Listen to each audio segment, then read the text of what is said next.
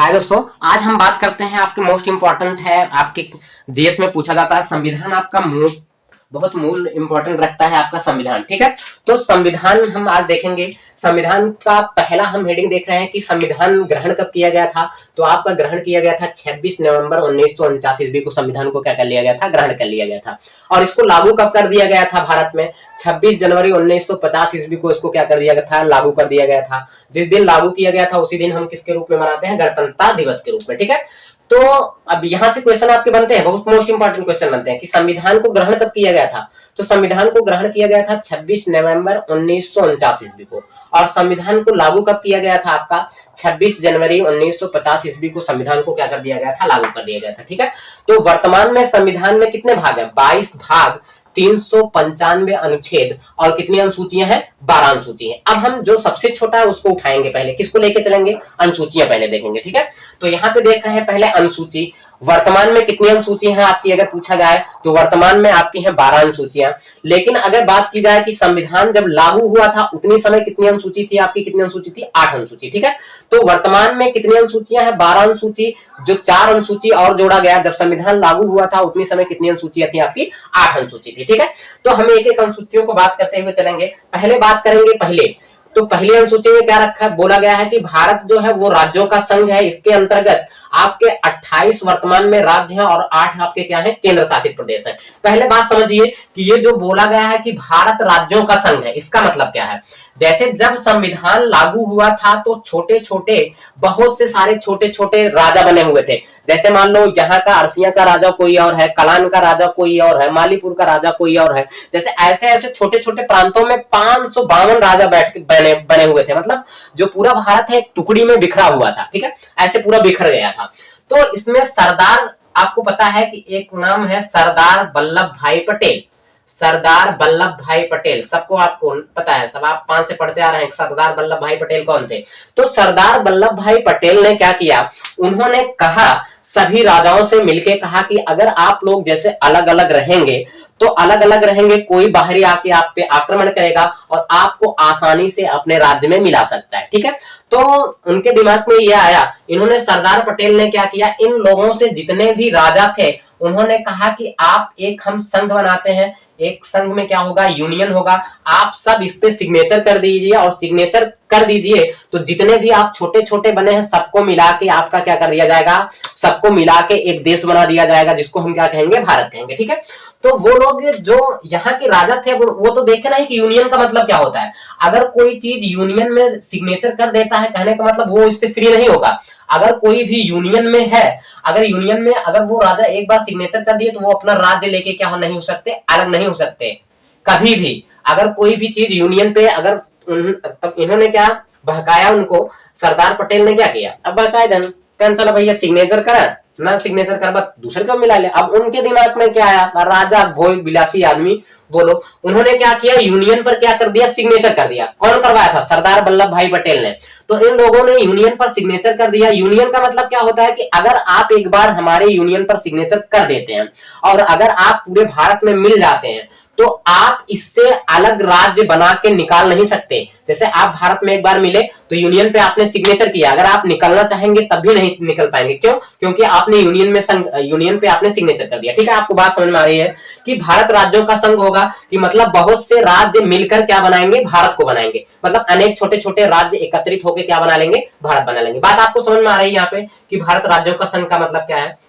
वर्तमान में कितने राज्य हैं आपके, 28 राज्य हैं और 8 केंद्र शासित प्रदेश हैं।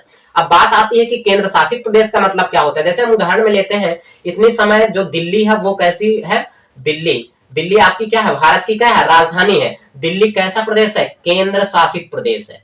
बात समझ में आ रही है, दिल्ली कैसा प्रदेश है, केंद्र शासित प्रदेश है। अब दिल्ली में जैसे अब केंद्र शासित प्रदेश है, केंद्र शासित प्रदेश में क्या होता है, यहाँ पे मुख्यमंत्री का कोई रोल नहीं होता। जो मुख्यमंत्री होता है उसका कोई रोल नहीं होता। रोल तो होता है, जैसे मान लो यहाँ पे ना तो वो पुलिस का निर्माण कर सकती है, ना तो किसी सुरक्षा का निर्माण कर सकती है। समझ आ रहा है सबको कि मुख्यमंत्री को उसमें सिर्फ क्या देखभाल है कि कहाँ किसको किसको दिक्कतें हो रही हैं, कहाँ सड़कें नहीं, कहाँ नालियां नहीं। मुख्यमंत्री का सिर्फ इतना काम सीमित रहता है केंद्र शासित प्रदेश में। और मुख्यमंत्री ना तो पुलिस का निर्माण कर सकता है, ना तो किसी और सभी राज्यों में जो राज्य होते हैं उसमें जो मुख्यमंत्री होता है उसकी मुख्य भूमिका होती है। लेकिन जो केंद्र शासित प्रदेश होता है वहां पे मुख्यमंत्री की कोई भूमिका नहीं होती, ना तो वह पुलिस बना सकता है, ना तो सुरक्षा देख सकता है। तो कहने का मतलब केंद्र शासित प्रदेश पे सीधा सीधा पकड़ किसकी होती है, या तो आपकी होती है प्रधानमंत्री की, प्रधानमंत्री इसमें कुछ भी कर सकता है, या तो और किसकी पकड़ होती है, राष्ट्रपति की। बात समझ में आ रहा है, बात यहां तक समझ में आ रहा है आपको कि केंद्र शासित प्रदेश पे सीधे सीधे राज्य कौन करता है, प्रधानमंत्री और राष्ट्रपति। जैसे उदाहरण में समझो कि अब दिल्ली आपका केंद्र शासित प्रदेश है। दिल्ली तो वैसे हमें पता है कि भारत की राजधानी है। अब राजधानी में जैसे कोई मान लो अमेरिकी कौन आ गए, राष्ट्रपति आ गए। अब अमेरिकी राष्ट्रपति आए, पता लगे कि केंद्र में बीजेपी की सरकार है, मतलब प्रधानमंत्री कौन बने हुए हैं, प्रधानमंत्री बने हुए हैं आपके कौन, बीजेपी के। और आपका जो वहां का मुख्यमंत्री है वो किसका है, एएपी का इतने समय मुख्यमंत्री बने हुए हैं, ठीक है। आम आदमी पार्टी के वहां पे दिल्ली में मुख्यमंत्री उनकी सरकार है, लेकिन केंद्र में किसकी सरकार है, बीजेपी की। अब जैसे अमेरिकी राष्ट्रपति आए और बीजेपी वाले प्रधानमंत्री चाह रहे हैं कि वो आए और भारत में अच्छे अच्छे कूटनीति क्या दें, हमें अपनी राय दें। अब यहाँ के अब पता लगे कि आम आदमी पार्टी के जो मुख्यमंत्री हैं वो बीजेपी के कट्टर विरोधी हैं, वैसे भी कट्टर विरोधी हैं। अब वो सोचेंगे कि ये जो अमेरिका का राष्ट्रपति वो आ नहीं पाए, तो वो क्या कर देते, अगर इनकी पकड़ होती तो वो अमेरिकी राष्ट्रपति को क्या कर देते, रोक देते। लेकिन ऐसा नहीं है, वहां पे इनका रोकना ना तो पुलिस का सुरक्षा की दृष्टि से, केंद्र शासित प्रदेश में मुख्यमंत्री की कोई भूमिका नहीं होती, लेकिन सीधे सीधे भूमिका होती है प्रधानमंत्री और राष्ट्रपति की। तो यहाँ पे देखभाल केंद्र शासित प्रदेशों में कौन करता है, प्रधानमंत्री, और यहाँ पे और कौन करता है, राष्ट्रपति। बात आपको समझ में आई केंद्र शासित प्रदेश क्यों बनाए गए, क्योंकि वहां पे ऐसे राज्य थे जहां पे हमने क्या कर दिया, जो बहुत दूर दूर राज्य थे जिसपे मुख्यमंत्री की पकड़ नहीं थी, छोटे छोटे राज्य थे, उनको हम क्या बना दिए, केंद्र शासित प्रदेश बना दिए। बात समझ में आ रही है, यहाँ तक आगे चला जाए दूसरे में। फिर यहाँ पे बात आती है अनुसूची नंबर 2 की। अनुसूची 2 में क्या रखा गया है आपको, इसमें रखा गया है आपका वेतन, ठीक है, किसका वेतन। अब अनुसूची 2 में किसको रखा गया है, वेतन को। मतलब कि जो राष्ट्रपति है, प्रधानमंत्री है, आपका मुख्यमंत्री है और मंत्री है, जितने भी लोग हैं उनको अनुसूची नंबर 2 में रखा गया। उनके वेतन में बताया गया है कि राष्ट्रपति को कितना वेतन मिलेगा, प्रधानमंत्री को कितना वेतन मिलेगा, मुख्यमंत्री को कितना वेतन मिलेगा, या अन्य सबको कितना वेतन मिलेगा, वो आपको अनुसूची नंबर 2 में रखा गया। फिर उसके बाद बात हम करते हैं अनुसूची नंबर 3। अनुसूची नंबर 3 में आपको क्या रखा गया है, अनुसूची नंबर 3 में आपका रखा गया है शपथ, ठीक है। तो अनुसूची 3 में किसको रखा गया है, शपथ, कि मतलब जो राष्ट्रपति है वो अपना पद ग्रहण करते समय कौन से शपथ बोलेगा, जो आपका प्रधानमंत्री है वो पद ग्रहण करते समय कौन सा शपथ बोलेगा, ठीक है। वो अपने आप से शपथ बना के नहीं बोल सकता कि हम भारत के राष्ट्रपति हैं, हम निर्वहन ऐसे करेंगे वैसे करेंगे। जो चीज अनुसूची में लिखा गया है कि राष्ट्रपति के लिए ये शपथ है, वही राष्ट्रपति बोलेगा।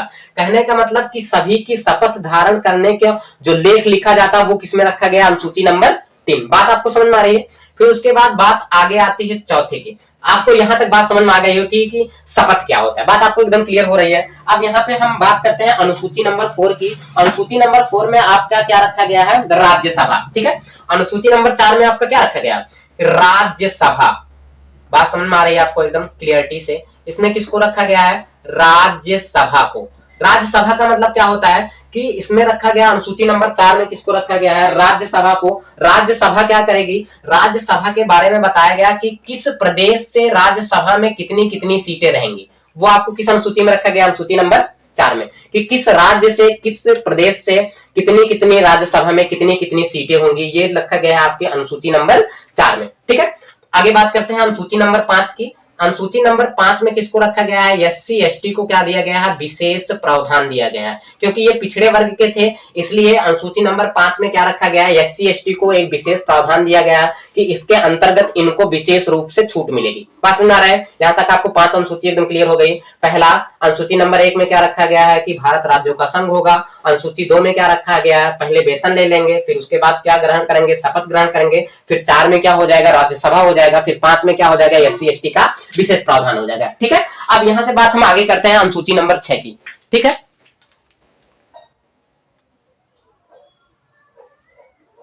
चलिए अगला हम देखते हैं जो है आपके अनुसूची नंबर 6, अनुसूची नंबर 6 में किसको रखा गया है? पूर्वोत्तर राज्य का विशेष प्रावधान दिया गया है। ठीक है, अनुसूची नंबर 6 में किसका प्रावधान दिया गया है? पूर्वोत्तर, जितने भी पूर्वोत्तर राज्य है, जैसे पूर्वोत्तर राज्यों में कौन कौन आते हैं? जैसे हो गया मुख्य रूप से असम, मेघालय,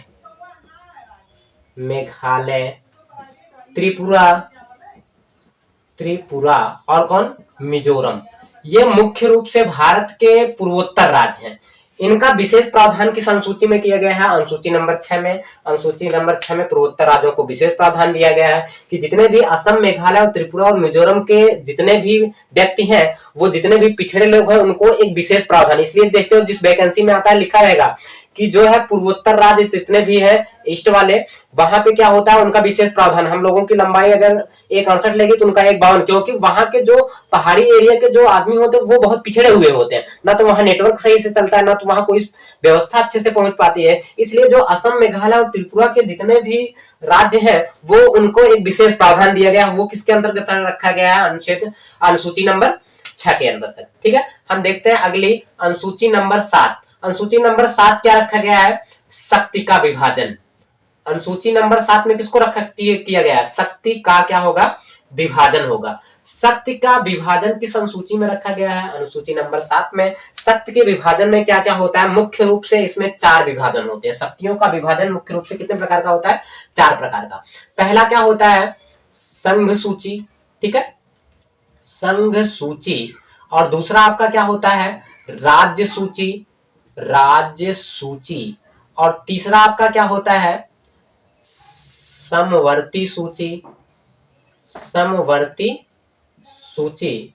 अब पहले इतना बात समझ लो, इसमें इन तीनों में क्या होता है? संघ सूची पर किसका अधिकार है? संघ सूची जो बनाएगा, जो संघ सूची पे जो कानून बनाएगा, वो कौन बनाएगा? आपका संघ सूची पे कानून बनाने का अधिकार आपका किसका है? प्रधानमंत्री का, मतलब केंद्र का। वैसे केंद्र समझ रहे हो ना, प्रधानमंत्री मतलब संघ सूची में कौन कानून बनाएगा? केंद्र सरकार। ठीक है, तो संघ सूची में कौन कानून बनाएगा? केंद्र सरकार। और राज्य सूची में कौन बनाएगा? आपकी राज्य सरकार। ठीक है, राज्य सरकार।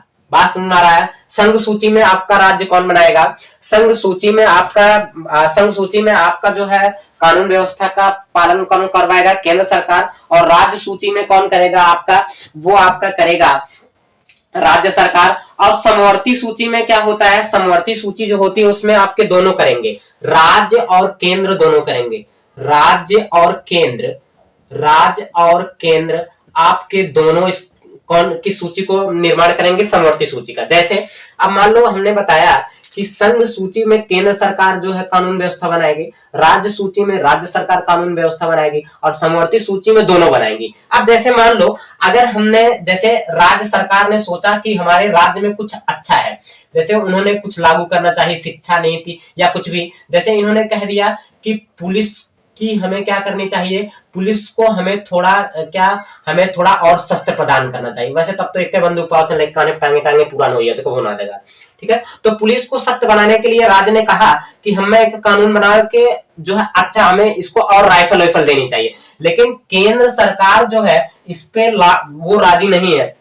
पता लगा कि उनका काम है कौन? बैठा है घुसखोरी करता है, कौन काम है पुलिस के? ठीक है, तो केंद्र क्या करता है कि अगर केंद्र विरोध करेगा इसका, तो मान्य किसका होगा? केंद्र सरकार का। कि जो केंद्र सरकार है उसकी बात ज्यादा मान्य होगी और जो राज्य सरकार है उसकी बात कम मान्य होगी। समझ में आ रहा है बात? अगर दोनों इस पे राजी हो जाएगा तब तो वो पास हो जाएगा। लेकिन अगर राज्य पास करना चाहता है और केंद्र नहीं चाहता, तो केंद्र अगर इसका विरोध करेगा तो माना किसका जाएगा? केंद्र का, तभी ये कानून नहीं बनेगा। बात समझ में आ रही है? फिर आगे एक अनुसूची और जोड़ी गई आपकी, वो कौन सी अनुसूची है? अवशिष्ट अनुसूची। अवशिष्ट का मतलब क्या है? अवशिष्ट सूची। अवशिष्ट सूची में क्या जोड़ा गया कि ये एक सादा पन्ना है, एक रूप से सादा पन्ना है जो संविधान में चिपका दिया गया कि बाद में जितनी भी खोजें होंगी, जो भी आएंगे, जैसे इस पे वैसे अवशिष्ट सूची पे कौन बनाता है? वैसे तो बनाती है केंद्र सरकार।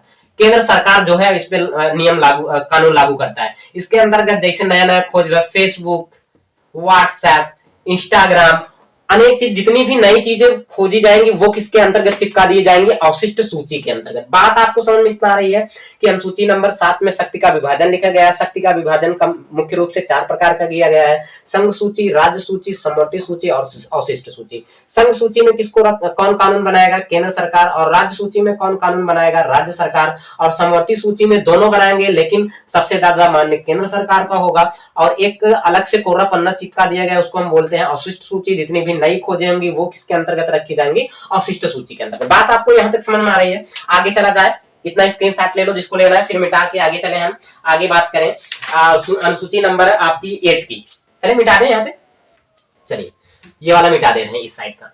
अब हम बात करते हैं अनुसूची नंबर 8, ठीक है। आपकी आती है अनुसूची नंबर 8। अनुसूची 8 में क्या रखा गया है, ये आपकी आती है अनुसूची नंबर 8 में किसको रखा गया है, भाषा को, ठीक है। शुरुआत में जब संविधान लागू हुआ था उतनी समय कितनी भाषाएं थी, 14 भाषाएं थी, और इतनी समय वर्तमान में कितनी भाषाएं हैं, 22 भाषा। बात समझ में आपको एकदम क्लियर आ रही है कि जब संविधान लागू होने के समय संविधान में कितनी भाषाएं थी, 14 भाषाएं थी, और अब भाषाएं बढ़ के कितनी हो गई हैं, 22 भाषा। समझ में आ रहा है। अनुसूची नंबर 8 में भाषाओं का विशेष उल्लेख किया गया है कि किस राज्य के आधार पर किसको हम भाषा के आधार पर बनाएंगे, किसको हम किसके आधार पर बनाएंगे। बात समझ में आ रही है यहाँ पे। तो वर्तमान में कितने 14 भाग हैं और आपके 22 भाषाएं हैं। मतलब भाषा अनुसूची नंबर 8 में भाषा को रखा गया है, जिसमें लागू होते समय 14 भाषा थी, अब बढ़ के अब वर्तमान में कितनी है, 22 भाषाएं, ठीक है। इसमें अभी और भाषाएं भी, जो अगर केंद्र चाहे तो इसमें और भाषाएं भी जो है संविधान जोड़ सकता है। बात समझ आ रही। फिर आगे बात करते हैं 9वीं अनुसूची। 9वीं अनुसूची में क्या रखा गया है, भूमि सुधार। बात एकदम समझ में आ रही है आपको एकदम, कि 9वीं अनुसूची में आपको किसका रखा गया है, भूमि सुधार। हमने आपको बताया था कि लागू होते समय सिर्फ 8 ही थी अनुसूची, 8 अनुसूची के बाद 4 बाद में जोड़ा गया। कहने का मतलब भूमि सुधार ये चौथे संशोधन द्वारा जोड़ा गया, संविधान के पहले संशोधन द्वारा। संविधान में पहला संशोधन किया गया और पहले संशोधन में किसको जोड़ा गया, भूमि सुधार को। अनुसूची नंबर 9 में पहले संविधान संशोधन द्वारा अनुसूची नंबर 9 को जोड़ा गया अनुसूचियां में। तो ये पहले संशोधन के द्वारा जोड़ा गया था। इसमें से क्या किया गया, जमींदारी प्रथा क्या कर दी गई, जमींदारी प्रथा को क्या कर दिया गया, खत्म कर दिया गया। नहीं तो जमींदारों में क्या था कि जमींदार क्या थे, वो अपने लिख लेते थे, 3-4 किलोमीटर नहीं जमींदार, सब उनके अंतर्गत, जमींदार के अंतर्गत सब लोग कार्य करते थे। बात समझ में आ रही है। तो इसलिए इसको अनुसूची नंबर 9 में जोड़ा गया। 9 में किसको जोड़ा गया, भूमि सुधार। ये पहला संविधान संशोधन था और इसमें से जमींदारी प्रथा को क्या कर दिया गया, खत्म कर दिया गया। बात इतना आपको समझ में आ रही है, ठीक है। फिर आगे हम बात करते हैं 10वां की अनुसूची नंबर 10 में क्या आता है, दल बदल। अब ये दल बदल कानून क्या है, आपके दिमाग में आना चाहिए। ये आपका दल बदल जो है, वो आपका दल बदल कानून जो है आपके किसमें जोड़ा गया, 52वां संविधान संशोधन में। दल बदल कानून किसमें जोड़ा गया, 52वां संविधान संशोधन। 52वां संविधान संशोधन किया गया। 52वां संविधान संशोधन जब किया गया, इसमें क्या किया गया कि अगर जैसे मान लो कोई, जैसे बीजेपी का कोई सांसद है, बीजेपी का सांसद है और वो बीजेपी से पहले क्या पा गया, टिकट पा गया। अब मान लो वो जीत गया, कोई बीजेपी का सांसद है, अगर वो बीजेपी से टिकट पाया और बीजेपी से जीत गया, अब वह पार्टी को छोड़कर जैसे एएपी में नहीं जा सकता, ना तो कांग्रेस में जा सकता है। अगर कांग्रेस में जाएगा तो वह इस दल बदल कानून के अंतर्गत उसको दंडित किया जाएगा, वह जा ही नहीं सकता। कहने का मतलब अगर कोई बीजेपी का सांसद है, अगर वो बीजेपी से टिकट पाया है, अगर वो जीत जाता है, अगर वो जीत जाता है तो वह उस क्या होगा, वह अपनी पार्टी को छोड़कर दूसरी पार्टी में नहीं जा सकता। बात समझ आ रही है इतना। वो किसके अंतर्गत रखा गया, आपके दल बदल कानून के अंतर्गत रखा गया। यहां तक आपको बात एकदम क्लियर समझ में आई। 6ठे में पूर्वोत्तर राज्य को रखा गया है, जिसमें मुख्य रूप से असम, मेघालय, त्रिपुरा और मिजोरम जितने पूर्वोत्तर पिछड़े हुए राज्य हैं उनका विशेष प्रावधान किया गया। उसके बाद हमने 7वें अनुसूची में रखा गया है शक्ति का विभाजन। शक्ति के विभाजन में क्या बताया गया, मुख्य रूप से शक्ति का विभाजन 4 प्रकार से किया गया, वो आपने डिटेल में देखा। फिर 8वीं अनुसूची में किसको रखा गया है, भाषा को। 9वीं अनुसूची में किसको रखा गया, भूमि सुधार। ये पहला संविधान संशोधन किया गया जिसमें अनुसूचियों को 9वीं अनुसूची जोड़ी गई और जिसमें जमींदारी प्रथा को क्या कर दिया गया, खत्म कर दिया गया। और दल बदल हमने बताया 52वां संविधान संशोधन किया गया। जैसे अगर कोई पार्टी का कोई भी सांसद या विधायक है तो उस पार्टी को छोड़कर दूसरे पार्टी में नहीं जाएगा, अगर दूसरे पार्टी में जाना चाहेगा तो वो इसके अंतर्गत क्या हो जाएगा, उसके ऊपर कार्रवाई की जाएगी। बात समझ आ रही है। अब आगे हम बात करते हैं, यहां तक आपको एकदम क्लियर हो गया है, आगे बात चलते हैं। दोस्तों आगे हम बात करते हैं अनुसूची नंबर 11 की। अनुसूची 11 में आपका क्या जोड़ा गया है, पंचायती राज। अब ये पंचायती राज क्या होता है, जैसे मान लो कि पहले क्या था, कई प्रकार अभी तक कितने पंचायती राज, लगभग 5 से 6 पंचायती राज जो है आते हैं। पंचायती राज में क्या होता है कि जैसे मान लो कोई विधायक है, ठीक है, कोई विधायक है, किसी विधायक के अंतर्गत एक पंचायत दे दी जाती है, मतलब इसके अंतर्गत तुम्हारा एक पंचायत होगा, तुम इसमें पूरा अपना काम कराओगे, समझ में आ रहा है। फिर जैसे एक सांसद का एक एरिया होता है, कितने एरिया में तुम जितनी भी कमियां होंगी वो किसके अंतर्गत आएंगी, पंचायती राज के अंतर्गत। इसको 73वें संविधान संशोधन में जोड़ा गया। जैसे विधायक, सांसद, जितने भी बड़े लोग हैं, उनका एक मुख्य रूप से क्षेत्र होता है कि अगर वहां पे नाली बनवाना है या और कुछ बनवाना है, वो कौन कार्य करेगा, उस पर पंचायती राज कार्य करेगी। बात समझ आ रही है। फिर उसके बाद हम आगे जोड़े हैं किसको, नगर पालिका को। नगर पालिका का कार्य क्या होता है, अनुसूची 11 में किसको जोड़ा गया, पंचायती राज को, ये 73वां संविधान संशोधन था। और 12वें अनुसूची में किसको जोड़ा गया, नगर पालिका को। ये कौन सा कार्य करती है, छोटे मोटे कार्य। बात समझ आ रहा है, कौन से कार्य, छोटे मोटे कार्य। अब जैसे मान लो कोई विधायक है, अब कोई विधायक है, कोई सांसद है, बात समझ आ रही है, सांसद है। अब अगर जैसे आम जनता उनके पास जाती थी, तो विधायक, जैसे विधायक के पास तो मिलने के लिए आप जानते हैं, उनके आरी बगल बहुत सैकड़ों जो है उनके बॉडीगार्ड लगे हुए थे। विधायक के पास हम आसानी से अपना, जैसे हमें नाली बनवा, हमारे घर पता लगा हमारी नाली फूटी, हम पहुंच गए विधायक लगे, तो हम आसानी से पहुंच सकते हैं विधायक के पास, नहीं जा सकते ना। तो हम संसद के पास कोई भी अपना जो है, कोई जैसे हमारे गांव की नाली टूटी है या हमारा नलका नहीं बन रहा है, तो हम किसके पास, सीधे संसद के पास जाएंगे, नहीं जाएंगे। तो हम जाएंगे किसके पास, नगर पालिका के पास, क्योंकि नगर पालिका एक निम्न कोटि के है। निम्न कोटि के होने के नाते हम वहां पे अपने कार्य को आसानी से, छोटे मोटे कार्यों को, जैसे 2 किलोमीटर सड़क बनवानी हुई, हमारा नलका बिगड़ गया और कोई बिगड़ गया, वो किसके अंतर्गत आता है, नगर पालिका के। बात समझ आ रही है। जैसे बड़े बड़े, ये इसको क्यों जोड़ने की आवश्यकता आई, क्योंकि हम पहले बड़े बड़े लोगों के पास जाने में हम सक्षम नहीं थे। जैसे छोटे मोटे लोग सोचाएंगे, अरे विधायक जी है ना, गोली मार दी है, समझना, जो पढ़े लिखे नहीं है। और जो संसद के पास जाएंगे, ये सांसद है, वो उनके पास हम लेके जाएंगे नाली बनवाने के लिए। तो सरकार के दिमाग में आया कि अगर हम एक नगर पालिका बना दे, तो कोई आम आदमी भी, छोटा से गरीब आदमी भी नगर पालिका में जा सकता है और अपनी छोटी मोटी शिकायत को क्या कर सकता है, इसमें रख सकता है। जैसे उसके गांव में टैंकी फूटी है, नलका टूटा है या 2 किलोमीटर सड़क बनानी है, वो सब किसके अंतर्गत रखे गए हैं, नगर पालिका के अंतर्गत। ठीक है, तो यहाँ पे आज आपकी 12 अनुसूची खत्म होती है। चैनल सब्सक्राइब करिए, रोज हम आपको अनुसूची भाग, हम पूरा संविधान आपको रोज एक वीडियो में जो है पूरा संविधान आपका खत्म करेंगे। मुख्य रूप से यूपीपी और एसएससी जीडी को हम टारगेट करेंगे। Thank you.